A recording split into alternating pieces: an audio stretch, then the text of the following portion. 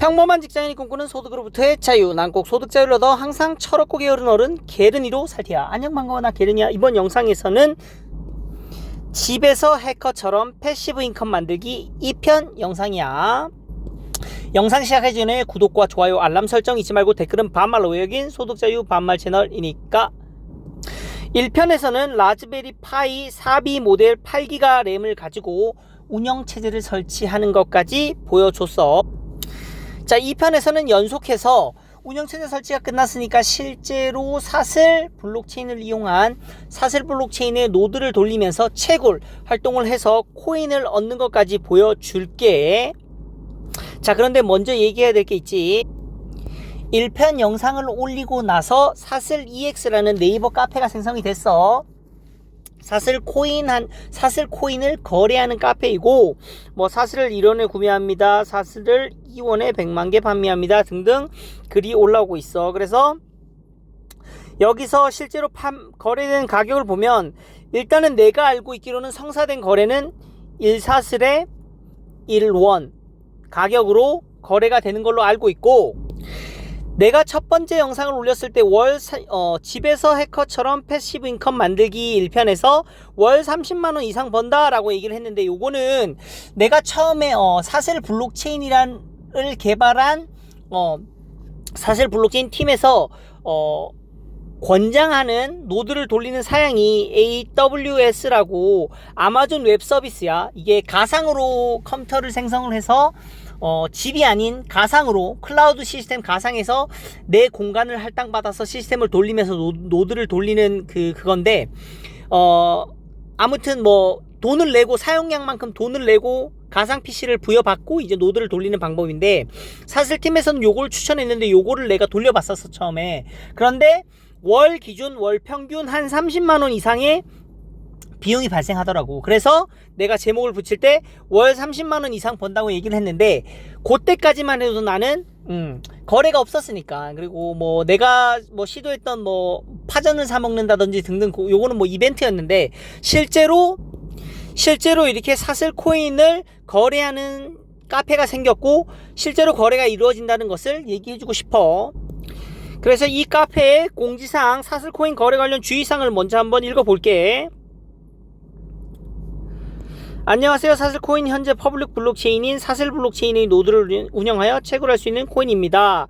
사슬코인은 현재 국내외 어떤 거래소에도 상장되어 있지 않습니다. 이곳 카페는 개인 간 거래로 사슬코인을 거래하기 위해 만들었지만, 본 카페는 어떠한 가이드나 거래 안전 보장을 하지 않습니다. 거래는 각자의 판단으로 안전하게 하시길 권장드립니다. 아울러 중고 물품 거래도 사슬코인을 활용하여 진행하시길 바랍니다. 본 카페는 사슬재단 및 아티프렌즈와는 아무 관련이 없다는 점을 다시 한번 강조드립니다. 여기 얘기했지.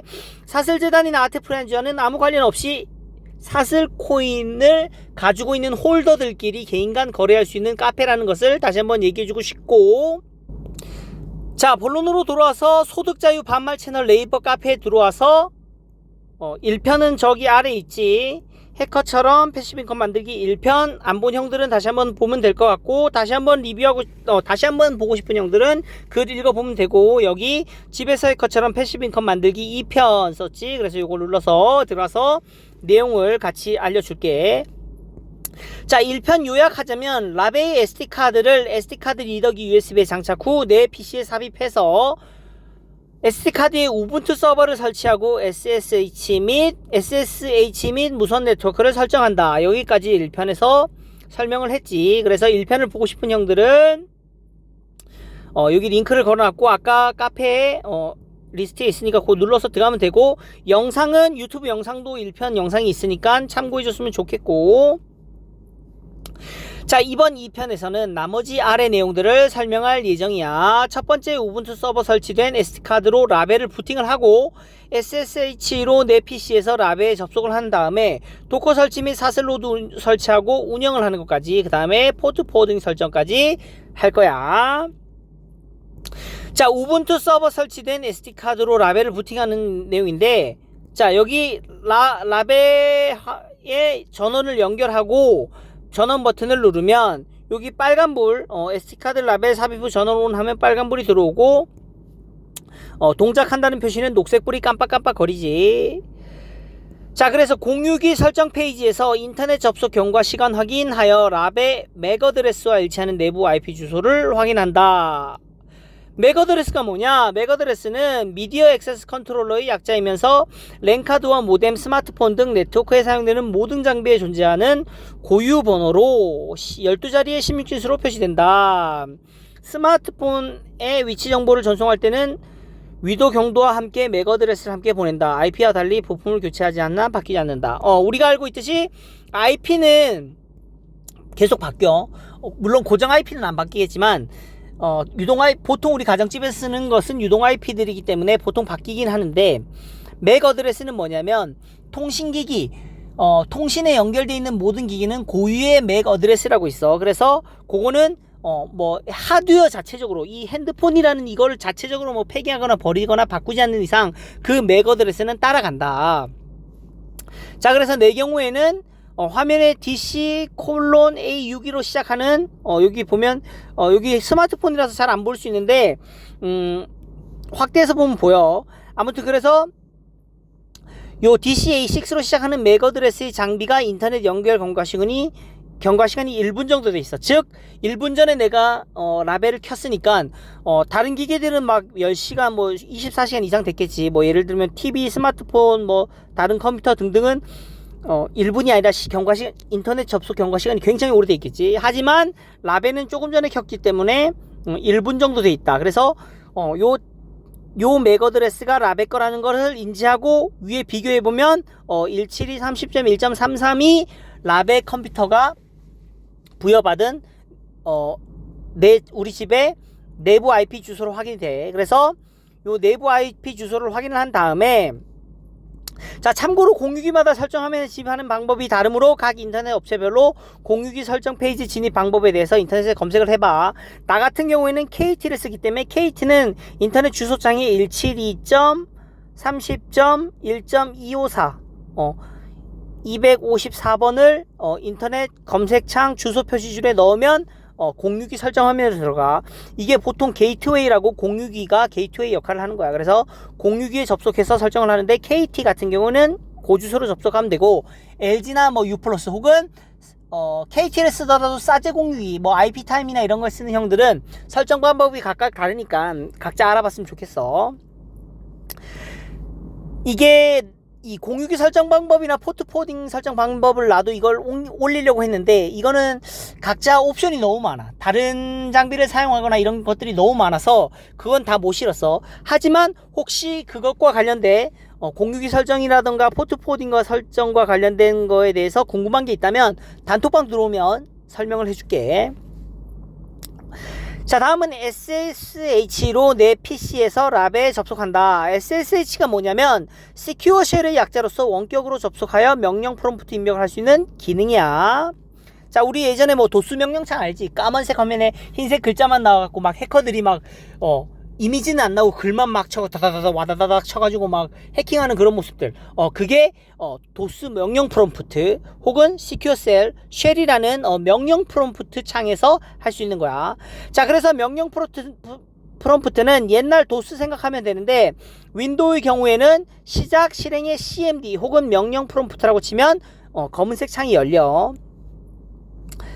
자, 그래서 명령 프롬프트에 뭐라고 치냐면 아래의 순서대로 입력을 하는데, SSH 띄우고 한 칸 띄우고 사용자 이름 골뱅이 IP, 아까 확인했던 IP 엔터. 아까 내 경우에는 내 경우에는 아까 172.30.1.33번이 랍의 IP 주소라 했잖아. 그래서 내 경우 같은 경우에는 SSH라고 컴퓨터 호스트명을 파이로 했어. 나는 사용자 이름을 파이.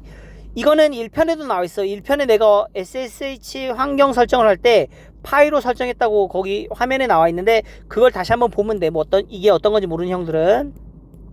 자, 그래서 SSH 파이 골뱅이 172 30.1.33으로 입력하고 엔터를 하면 비밀번호를 입력하라고 창이 떠. 그럼 여기서 내가 설정했던 비밀번호를 넣으면 돼. 이 설정했던 비밀번호는 뭐냐면 1편에 다시 돌아가서 보면 SSH 우분투 서버를 설치할 때 SSH 연결 설정을 할 때 사용자 이름과 비밀번호를 입력했으니까 그거를 확인하면 돼. 자, 그러면 명령 프롬프트가 달라지지. 요거는 내가 맥 iOS를 쓰기 때문에 여기 처음에는 명령 프롬프트가 이렇게 나오다가 라베 우분투 서버로 SSH로 적용을 하고 나면 파이 골뱅이 우분투라고 이렇게 명령 프롬프트가 바뀌어. 드디어 접속을 한 거야. 자, 드디어 라베 우분투 서버 운영체제에 진입 성공! 자, 이제부터가 아니라 띄우고 이제부터지. 이제부터 진짜 해커처럼 키보드 명령어 입력만으로 채굴 프로그램 설치 및 노드 운영으로 코인을 채굴해 볼게. 자, 도커 설치 및 사슬 노드 설치 운영이야. 도커라는 게 뭔지 모르는 형들도 있을 건데, 요건 좀 더 깊게 들어가야 되는데, 도커도 가상 PC라고 생각하면 돼. 예를 들어서 내가 윈도우 운영체제를 운영하고 있다면, 도커를 설치를 하면, 도커를 통해서 뭐 iOS, 맥 iOS라든가 우분투 아니면 또 하나의 윈도우 등등 다른 운영체제를 돌릴 수 있고 아니면 다른 프로그램을 돌릴 수 있고 등등 가상화된 가상화 툴이라고 보면 돼. 자, 근데 이게 도커라는 게 우분투, 리눅스 기반이기 때문에 리눅스에 최적화돼 있어. 그래서 내가 우분투 리눅스 서버를 쓰는 이유도 이거야. 윈도우에서 도커를 돌리면 램이라든가 이런 게 막 나는 내 PC 가지고 있는 건 32기가 램으로 도커 돌릴 때도 막 다운되고 그랬거든. 근데 나는 이 라즈베리 파이 라베 같은 경우에 램 8기가잖아. 지금 내가 현재 돌린 거는. 근데 내가 돌려서 테스트를 해보니 램 2기가짜리로도 사슬 로드를 돌릴 수 있겠더라고. 그래서 굉장히 최적화돼 있다 리눅스에. 그래서 도커를 설치하고 사슬 로드를 설치할 거야. 자, 아래 명령어를 순서대로 입력하자. 요 당구장 표시는 주의사항이며 명령어 입력 시 화살표 키를 위아래로 누르면 입력된 명령어의 리스트를 확인할 수 있으니 참고하자. 자, 이 부분 중요한데 처음 CMD 명령이나 명령 프롬프트 창에 익숙하지 않은 형들은 컨트롤 C, 컨트롤 V 복사 붙여넣기를 해서 막 이렇게 명령을 넣는데 그것도 조금 불안불안해. 그래서 그럼에도 불구하고 영타가 좀 익숙하지 않은 형들은 어떻게 하냐면 화살표 키를 활용하면 좋겠어. 여기 명령 프롬프트에 여기가 깜빡깜빡 거릴 때 입력하는 안에 바로 화살표 키의 화살표 키, 위키, 아래 키를 위아래로 눌러봐. 그러면 내가 입력했던 명령들을 순서대로 역순으로 아니면 올바른 순으로 보여주거든. 그래서 화살표 키를 잘 이용하자. 그러면 오타 없이 명령어를 잘 입력할 수 있을 것 같아. 자, 그래서 첫 명령어니까 이렇게 sudo apt update end apt upgrade라고 엔터를 쳐. 자, 여기서 sudo라는 관리자 권한 명령 입력 후 최초 1회 관리자 비밀번호 요청을 받게 되는데 첫 명령어이기 때문에 요거 치면은 비밀번호를 다시 한번 입력하라고 뜰 거야. 그때 넣어야 될 비밀번호는 아까 위에서 얘기했듯이 SSH에 접속할 때 사용했던 비밀번호를 동일하게 넣으면 되겠지. 자, 그럼 SSH 접속할 때 사용했던 비밀번호를 동일하게 입력하고 참고로 최초 1회 비밀번호 입력한 이 sudo 명령이야. 이게 관리자 권한 대행인데 요거 명령 비밀번호를 입력한 다음에 15분간은 비밀번호 입력 없이 계속 sudo라는 명령을 쓸 수 있어. 자, 두 번째 sudo apt get install docker io 도커 이미지를 받는 거야. 세 번째 sudo apt get install docker compose라고 쳤는데 자, 지금 여기서부터 지금 여기 sudo apt까지 동일하잖아. 세 번째 명령까지 동일하잖아. 그러면 여기서부터도 가능하고 여기서부터도 가능하고 화살표 키 위에 걸 누르면 처음에는 이 명령이 뜰 거고 두 번째는 이 명령이 뜰 거지. 다시 화살표 키 아래로 누르면 이 명령이 뜨겠지. 그러면 여기서 화살표 키를 한번 누른 다음에 여기까지 자동 완성된 다음에 여기를 지우고 여기를 다시 쓰면 되겠지. 그렇게 활용하면 돼. 아무튼 자, 그래서 여기까지 입력을 하고 자, 다음은 sudo user mode 이렇게 동일하게 사용자 이름에는 아까 위에서 내 거 같은 경우에 내 사용자 이름이 파이였으니까 파이를 넣었어. 형들은 다른 걸 넣으면 되겠지. 자, 그래서 내 경우에 사용자 이름을 파이로 입력했어. 도커 명령어의 사용자 모드 전환으로 이 명령 후부터는 도커 명령어를 쓸 때는 sudo를 앞에 붙이지 않았대요. sudo 명령. 자, sudo 요거 엔터. 자, 이제 본격적으로 사슬 아티프렌즈의 사슬 로드의 이미지를 다운받을게. 그래서 도커 아까 위에 사용자 모드가 전환됐기 때문에 도커 앞에 수도를 안 붙였어. 자, 그래서 여기서 도커 풀 이미지를 받자. 자, 근데 여기서 중요한 게 뭐냐면 라베의 경우 ARM CPU를 사용하기 때문에 ARM 전용 노드 이미지를 다운받자. 이 뒤에 버전이랑 뒤에 다시 하고 ARM 64라고 엔터를 쳐야겠지. 자, 그 다음에 로그를 저장할 디렉토리를 하나 만들고 해당 디렉토리에 권한을 주자. 권한인데 여기서 지금 유저 그룹이라고 돼 있지. 여기 내 경우 유저 그룹을 파이로 했어. 동일하게 형들의 사용자 이름을 2번 쓰면 되겠지. 그래서 내가 입력한 명령은 요렇게 되겠지. 파이 요렇게. 자, 참고로 여기 RF 옵션이 있는데 대소문자를 구분해야 돼. 자, 다음은 내려받은 도커 이미지, 사슬 노드 이미지를 가지고 컨테이너를 생성하는 거야. 컨테이너. 그래서 요 명령어를 쭉 입력해주면 되고, 참고로 이 명령은 제일 처음 풀 명령어로 다운받은 이미지를 통해 컨테이너를 생성하는 명령어야. 이게 무슨 말이냐면 제일 위에 여기 풀 명령어로 도커 이미지를 받았단 말이야.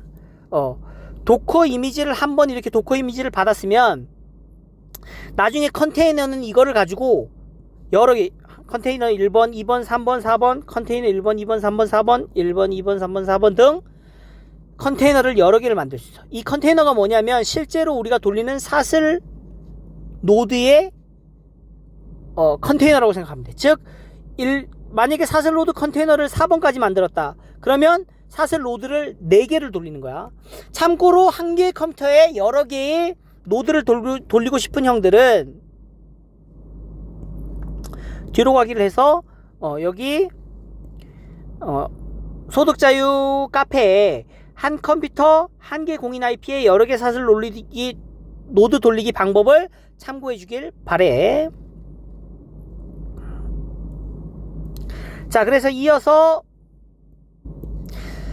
컨테이너를 이렇게 생성을 했지. 그 다음에는 도커 exe 이렇게 해서 set environment 노드의 환경을 설정하는 명령이야. 그래서 상기 명령어를 입력한 후 4가지 질문이 나오는데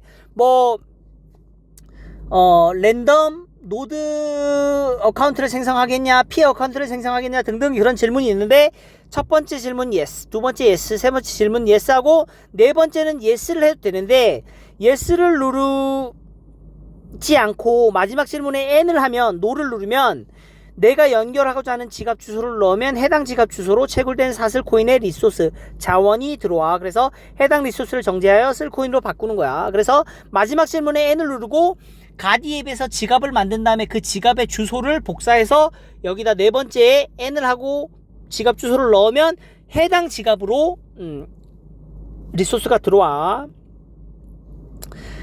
자, 여기서부터는 지금 도커 exe -i 사슬 로드하고 사슬 스크립트라는 게 동일하게 이렇게 들어가. 그래서 여기서 화살표 위아래 버튼을 잘 활용하면 오타 없이 명령어를 잘 입력할 수 있겠지. 자, 다음은 사슬 인스톨 엔터하고 이제는 블록 강제 동기화야. 처음 노드를 설치했기 때문에 여태까지 한 60만 개의 블록이 쌓였는데 그걸 먼저 받아와야겠지. 그래서 강제로 요 명령을 넣으면 블록을 받아오는데 여기서 확인해 볼 점은 메인 사슬.net라는 곳에서 블록을 받아오는데 이게 가끔 안 될 수 있거나 꺼져 있을 수도 있겠지. 그러면 여기에 단톡방에 들어와서 확인해 보면 알겠는데 다른 형들이 돌리는 IP 주소 각자의 IP 주소를 넣으면 해당 IP 주소의 노드에서 블록을 받아온다 라는 걸 참고해 줬으면 좋겠고, 동기화가 다 끝나면 사슬 스타트를 하고 로그를 눌러. 그러면 다운로드 받은 블록 데이터를 검증하는 번들링 명령어야. 번들링을 하는데 번들링이라고 하면서 사슬 블록 숫자가 쫙 올라가. 다운로드 받은 메인 블록 수의 수만큼 증가하는 화면이 보이는데 작업이 끝나면 화면이 블록 숫자가 증가하는 화면이 아닌 다른 화면이 나와. 어떤 건지 알 거야 형들도 보면. 그럼 거기서 컨트롤 C를 눌러서 종료해서 나오면 돼. 번들링이 끝나면 사슬 리스타트 엔터를 하고 웹브라우저에서 노드 가동 상태를 스탑해서 is running으로 바꿔주는 명령어야. 이게 뭐냐면 자, 내가 돌리는 노드인데 여기 보면 is running이라고 있어. 스테이터스가. 그지? 요게 노드가 가동되고 있다는 상태인데 가끔 이게 뭐 도커가 뻗거나 다운되고 그러면 이게 is running이 아니라 stopped라고 돼 있어. stopped. 노드가 멈췄다라고 돼 있겠지. 그지? 아, 참고로 나는 이 핸드폰에서 그 내 노드에 접속해서 노드 상태를 확인해봐. 요거는 뭐 3편이나 나중에 따로 만들어서 어떻게 내가 확인하는지 그건 알려줄게. 자, 그래서 사슬 노드의 스테이터스가 스타트로 되어 있는 것을 is running으로 바꾸는 메뉴가 리스타트가 아니다. 여기 스타트야. 스타트. 리스타트. 명령은 리스타트가 맞는데 여기 보면 여기 스타트 명령어가 스타트를 is running으로 바꿔주는 거야. 그리고 리스타트는 껐다 키는 거기 때문에 요거랑 동일한 효과가 나겠지. 그래서 결국은 스타트가 is running으로 바꾸는 명령이기도 해. 요건 내가 요거 주석을 좀 바꿔야겠어. 위로 올려야겠어. 자, 그리고 요거 스타트 마이닝을 이제 누르면 웹브라우저 상태에서 노드 상태를 마이닝 펄스에서 마이닝 트루로 바꿔주는 명령어야. 요거는 자, 다시 내가 마이닝하는 상태인데 여기 보면 마이닝 트루라고 돼 있어. 그지? 요게 마이닝이 폴스였는데 스타트 마이닝 명령어를 누르면 true로 바뀌어.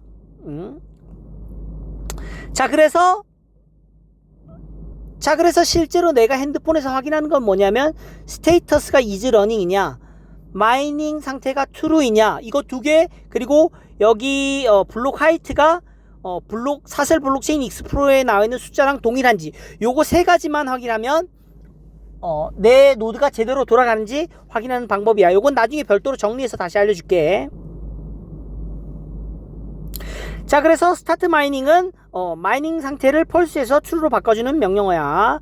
자, 마지막으로 포트 포딩 설정인데 외부 포트를 80, 그리고 내부 IP는 나 같은 경우에는 172.30.1.33이었으니까 라베 IP가 요거 넣고 내부 포트를 80번으로. 그러면 외부에서 들어오는 이 80번 포트를 내부 80번 포트로 이게 무슨 뜻인지 잠깐 설명을 하면 내 외부 IP 주소가 만약에 1.1.1.1.1이다. 그러면 외부 IP 포트가 80이면 뒤에 여기 점점 콜로마가 80이 붙어. 근데 요거는 뭐 생략이 되지 보통 80번 포트는.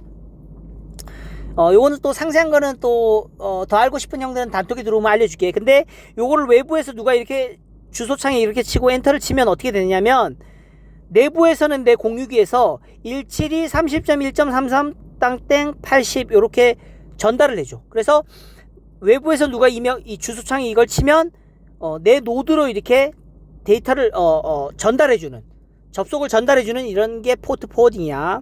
참고로 포트 포워딩에 대해서 더 자세히 알고 싶은 형들은 단톡 들어오면 내가 상세히 또 설명을 해줄게. 자, 그래서 야호 라베 사슬 노드 채굴 중인 하면 사슬이 이렇게 됐고 스타트 마이닝 스타티드 석세스풀리 성공적으로 됐다고 하지. 자, 그래서 중간중간 라베의 자원 사원량을 확인하는 명령어를 통해서 라베 상태를 체크하자. 아래는 우분투 서버 리소스 사용률을 보여주는 명령어다 라고 해서 htab이라는 것을 치고 엔터를 치면 사용률이 이렇게 나와. 근데 여기 보면 코어 CPU 사용률도 나오고 메모리 사용률 보지? 내가 8기가 램인데 지금 이거 노드 하나 돌리는데 거의 한 600메가 정도밖에 안 써 메모리를. 그치? 그래서 아마도 2기가 메모리를 쓰는 라베면 노드 하나는 돌릴 수 있지 않을까라는 생각이 들어. 자, 마무리하며 처음 얘기했듯이 이 프로젝트를 시작했던 목적은 여러가지 여건상 사슬을 채굴하지 못한 형들에게 초기에 최소한의 예산을 투입하여 사슬 코인을 채굴할 수 있는 방법을 찾아주기 위함이며, 또한 초미니 PC로 채굴을 했을 때 전기세도 많이 들지 않기 때문에 굉장한 성과를 기대하면서 작업을 시작했어. 그런데 예상과는 다르게 ARM CPU의 예상보다 낮은 해시레이트로 인해 채굴량이 생각보다 크지 않아 실망을 했어. 왜냐하면 단순히 내 옛 기억으로 리스크 방식이거든. 이 ARM CPU가 우리가 보통 쓰고 있는 인텔이나 AMD 같은 경우에는 시스크 아키텍처죠. 근데 그런 것들보다 요것도 뭐 상세한 거는 단톡으로 면 내가 알려줄게. 혹은 알고 싶은 형들은 요렇게 쳐면 구글링 해보면 어떤 건지 나올 거야. 아무튼 나는 ARM CPU가 우리가 쓰는 인텔이나 AMD보다 해시레이트가 높을 거라고 생각했는데 아니더라고. 내가 착각을 했어. 그래서 또한 라베의 CPU 성능이 생각보다 낮아 사슬 로드를 2개를 돌리면 CPU 점유율이 300% 이상 넘어가면서 시스템이 불안정하거나 다운되더라고. 그래서 하드웨어 온도 또한 엄청나게 올라가. 만졌는데 막 뜨거워 막 계란을 구울 수 있을 정도야. 후라이를 그래서 아무튼 뭐 온도도 많이 올라가고 불안정해져서 사용하는 CPU 코어 수를 조절해 가면서 테스트를 계속 진행했으나 좋은 결과를 얻지 못했어. 하여 현재는 최종적으로 한 개의 사슬 로드를 쾌적하게 돌리고 있는 것에 만족하고 있어. 자, 그래서 추천하건대 어떤 형들에게 이걸 추천하느냐. 장비 사양 및 사용용도 추천. 테스트 결과 도커가 리눅스 기반이라 그런지 1기가 미만의 굉장히 낮은 램 사용량을 보였고, 하여 2기가짜리의 램으로도 사슬로드 한 개는 충분히 돌릴 수 있을 것으로 보여. 단 운영체제는 내가 그랬듯이 우분투 서버를 선택해야 돼. 윈도우나 뭐 맥을 라베에 올린 다음에 한다? 그거는 좀 어렵겠지. 어려워 보여. 내 생각에는 램을 엄청 많이 먹을 것 같거든. 자, 그래서 타 운영체제로 사슬로드를 돌리면 더 많은 램 용량의 라벨을 선택하자고 얘기를 했어. 그러면서 현재 사슬로드의 전체 데이터 크기는 수십 기가바이트 정도인데 한 20에서 30기가 정도 되는 것 같아. 물론 나중에 사슬이 잘 되어서 블록 데이터 양이 기하급수적으로 는다면 모르겠지만 현재는 128기가의 SD카드로 충분할 것 같아. 나중에 블록 데이터 양이 늘면 별도 외장 SSD 장비를 고민해 보는 것을 추천하고, 참고로 라벨 4부터는 USB 외장 SSD 부팅을 지원하기 때문에 SSD 외장 뭐 USB 뭐 1테라짜리 등 2테라짜리 등 원하는 거 꽂아서 라벨로 돌릴 수 있을 거야. 그거는 뭐 나중에 필요하면 그 방법에 대해서는 내가 나중에 테스트할 기회가 있으면 테스트해서 또 올릴 수 있으면 올릴게. 그거는 뭐 한번 보자고. 자, 그래서 장비 사양이 128기가 SD 카드, 일체형 방열 알루미늄 케이스. 이게 그냥 라즈베리 파이 같은 경우에는 그냥 녹색 보드판인데 이렇게 녹색 보드판으로 돼 있어서 굉장히 보기도 좀 미관상 안 좋고, 그래서 나는 이렇게 검은색 방열판이 이렇게 달려있지. 뭐 운 좋게도 1편에서 얘기했지만 당근에서 10만원에 이렇게 세팅 완료된 거를 난 살 수 있었어. 자, 그래서 다시 돌아가서 방열 알루미늄 케이스를 사고, 펜이 달린 걸 살 수도 있어. 근데 조금 비싸서 한 15,000원 정도 되는데 뭐 필요하면 사고, 전원 아답터 사야 되고, 그래서 2기가짜리 라즈베리 파이 85,000원에서 총 세팅 가격은 한 13만원 언더 정도면 할 수 있어. 자, 결론적으로 이 시스템은 위 사양을 라벨을 10만원 선에 구매해서 월 전기료 약 2,000원 정도를 지출하며 하루 한 2-3천 개의 사슬을 채굴할 수 있다. 근데 요즘 노드가 많이 늘었는지 하루에 2-3천 개도 안 나올 때가 있어. 요거는 고민을 한번 해봐. 그래서 사슬 로드를 오래도록 꾸준히 돌리고 싶은 형들에게는 네트워크가 유지되도록 기여도 하면서 채굴도 하는 일석이조, 뭐 사회에 공헌한다고 생각해서 사슬 로드를 블록체인 사슬 네트워크를 운영하는데 의의를 두는 형들, 혹은 뭐 테스트를 해보고 싶다는 형들, 덤으로 하루에 한 뭐 2,000개 내외 정도의 사슬을 받고 싶은 형들은 사용해 줬으면 좋겠어. 자, 질문이 있으면 단톡에 들어와서 더 얘기를 해주고, 단톡방은 여기다 걸어놨어, 링크를. 자, 여기까지 형들도 계속 내가 얘기하는 거지만 기회는 세상에 넘쳤어. 근데 그 기회 속에서 뭔가를 하나를 선택하기가 굉장히 어렵기도 하지.